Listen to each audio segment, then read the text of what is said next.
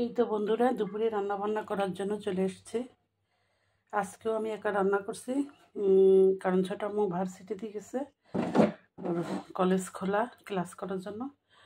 আজকে রান্না করব হচ্ছে শিম দিয়ে, আলু দিয়ে আর বল মাছ দিয়ে মাখা মাখা একটা ঝোল হবে টমেটো দিয়ে, আর হচ্ছে শিম আলু দিয়ে একটা সবজি রান্না করব। এই হচ্ছে আজকে আমাদের রান্না বান্না। এখানে আদা বাটা, রসুন বাটা আর হচ্ছে কাঁচামরিচ, পেঁয়াজ, লবণ, জিরার গুঁড়া, হালকা একটু কাঁচা শুকনো মরিচের গুঁড়া আর হলুদ দিয়ে দিয়েছি, দিয়ে সব মাখিয়ে দেবো।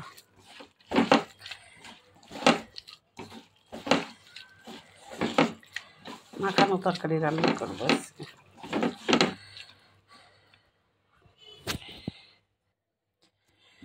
এই তো বন্ধুরা, মাছ সবজি দিয়ে সুন্দর করে মাখিয়ে নিয়েছি। এখন পানি দিয়ে টমেটো ধনিয়া পাতা দিয়ে একবারে বসিয়ে ঢেকে দেবো।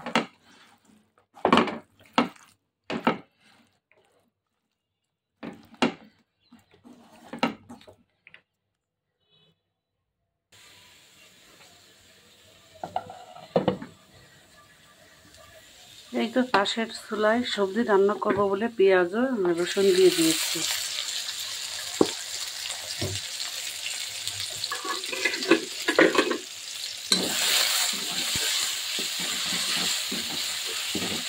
আসসালামু আলাইকুম, কেমন আছেন সবাই? আলহামদুলিল্লাহ, আল্লাহর রহমতে আমরা ভালো আছি সবাই।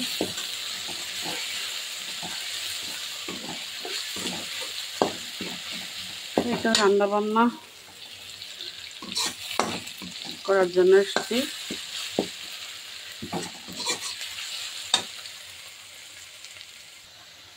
কাঁচা বাগার দিয়ে দিচ্ছি বন্ধুরা, লবণ হলুদ দিয়ে দিয়েছি। এবার সবজি দিয়ে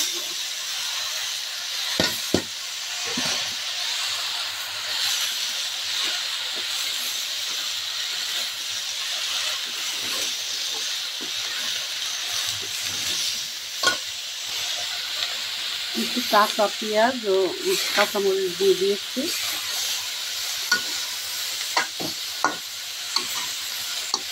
কাঁচা পেঁয়াজটা সবজির সাথে সেদ্ধ হলে ভালো একটা টেস্ট বাড়ে।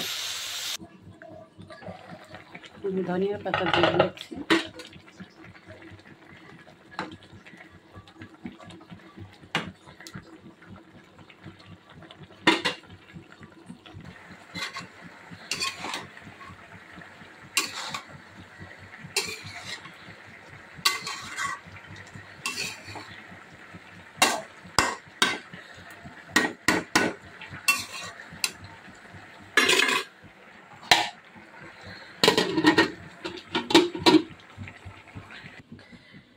এই তো বন্ধুরা, শিম আলুর তরকারিটা কমপ্লিট। এখন সবজিটা হলেই আমাদের রান্না কমপ্লিট।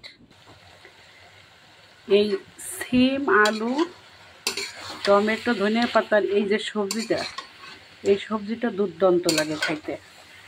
এই শিমের সিজনে আমাদের এই সবজিটা থাকবেই, মাঝে মধ্যে গ্যাপ যায়, প্রায় থাকে। সবাই এটা খুব পছন্দ করে, বিসিয়ালা শিম।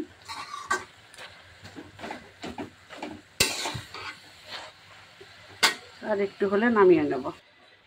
এই তো বন্ধুরা, আমার সবজিও হয়ে গেছে। এবার ভাতটা হলেই হয়ে যায়। ভাত আমসটা মুই রান্না করে বেশিরভাগ। কলেজে গেছে, পানি হয়ে গেছে, চাউলটা দিয়ে দিলে ভাতটা হয়ে গেলে আমাদের রান্না কমপ্লিট ইনশাআল্লাহ। এই তো এই ছিল আজকে আমাদের রান্নাবান্নার ভিডিও। সবাই ভালো থাকবেন, সুস্থ থাকবেন, আমাদের জন্য দোয়া করবেন। দেখা হবে, কথা হবে পরবর্তী ভিডিওতে। সেই পর্যন্ত আল্লাহ হাফেজ।